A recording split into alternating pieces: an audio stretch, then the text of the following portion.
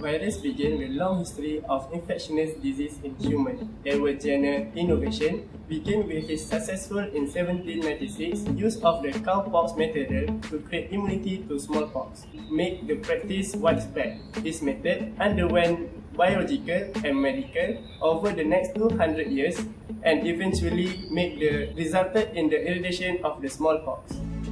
This process at 1885, rabies vaccine is the next to make an impact on human disease. At the dawn of bacteriology, development is rapidly followed. The method for growing virus in the laboratory lead to rapid discoveries and innovation, including the creation of vaccine for polio. The researcher target other common childhood diseases such as mumps, measles, and rubella, and the vaccine for this disease reduce the disease burden greatly. Disease target has expanded and some vaccine research is now beginning to focus on non-infectious conditions such as addiction and allergies.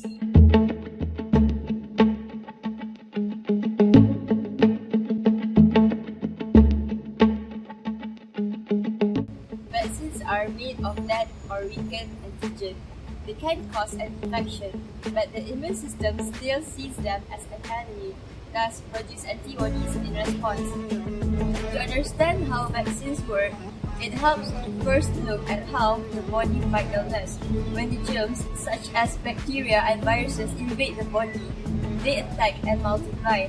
This invasion, called an infection, is what causes illness. The immune system uses several tools to fight illness. Blood contains of red blood cells for carrying oxygen to the organ and tissues, and white or immune cells to fight infection. These white blood cells consist primarily of macrophage, B lymphocytes, and T lymphocytes. The macrophage are the white blood cells that swallow up and digest germs plus dead and dying cells. The macrophage leave behind part of the invading germ called the antigens. The body identifies antigen as dangerous, thus stimulates antibodies to attack them. B lymphocytes are defensive white blood cells. They produce antibodies to attack the antigens left behind by the macrophage. T lymphocytes are another type of white blood cell. They attack the cells in the body that have already been infected. The first time the body encounters the germ, it takes a few days to make fighting tools needed to get over the infection. After the infection, the immune system remembers how to protect the body against the disease. The body keeps a few T lymphocyte memory cells that go into action quickly when the body encounters the same germ again. When the familiar antigens are detected, the lymphocytes will produce antibodies to attack them. Vaccines helps to develop immunity against an infection. However, this type of infection almost never causes illness. Usually, it takes a few weeks for the body to produce T lymphocytes and B lymphocytes. Therefore, it is possible that a person can be infected by the disease just before or just after taking a vaccination because it does not have enough time to protect the body. Sometimes, after getting vaccination, the imitation infection can cause a minor symptom such as fever. But this should be expected because the body builds immunity. Once the imitation infection goes away, the body is left with a supply of memory from T lymphocytes and B lymphocytes. Therefore, they will remember how to fight the disease in the future.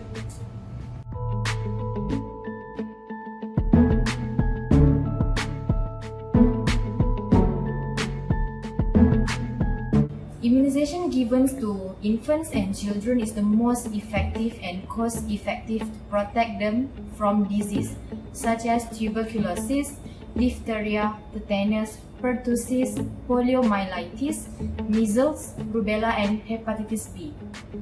However, there are still children who are not immunized because of lack of knowledge about vaccines and immunization schedule, especially for those who just had their first child. To be more clear, this is the diagram about the vaccination schedules by the Ministry of Health Malaysia.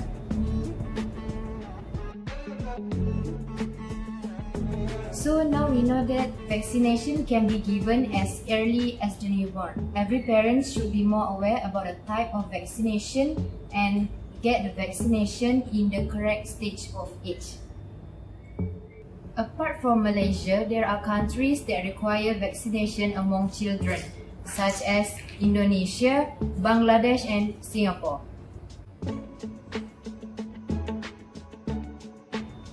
Now, the important one is, where can we get these vaccination services?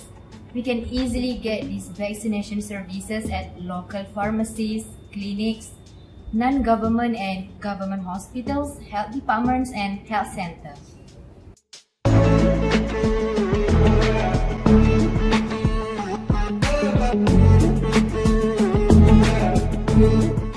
Next, let's continue with our several example data regarding of vaccination. In this session, I separate into two parts. The first one, immunization coverage, and the second one, the effectiveness of immunization. Okay, the first one, the immunization coverage of measles among WHO member states. According to the WHO database 2013, the immunization coverage is about 20% in 1982. But since then, it was increased every year. As we can see at the figure, in 2012, the immunization coverage is 90%. It is a good effort from WHO, as WHO had established the Expanded Program of Immunization (EPI) in 1974. Second data is the vaccine coverage in percentage by WHO region, specifically in 2012. The vaccines that involved in that coverage are BGG, DPT-3, Polio-3, MCV-1, Hep B-3, HIV-3, Rotavirus, and PCV-3. As we look at the table, most of the vaccine coverage exceeds 70%. Next, the second part, data about the effectiveness of vaccination. First data is the number of deaths from all age caused by vaccine-preventable disease across the world from 2007 to 2017. We can see clearly a number of deaths in tuberculosis declined from over 1.2 million in 2007 to below 1.2 million in 2017. The last data is the global number of child deaths per year. From the graph, we can see that the Expanded Program on Immunization (EPI) shows a positive impact towards people across the world, especially to children. This is because the number of child deaths which are vaccine available decreased from 5.5 million in 1919 to 1.8 million 27 years later.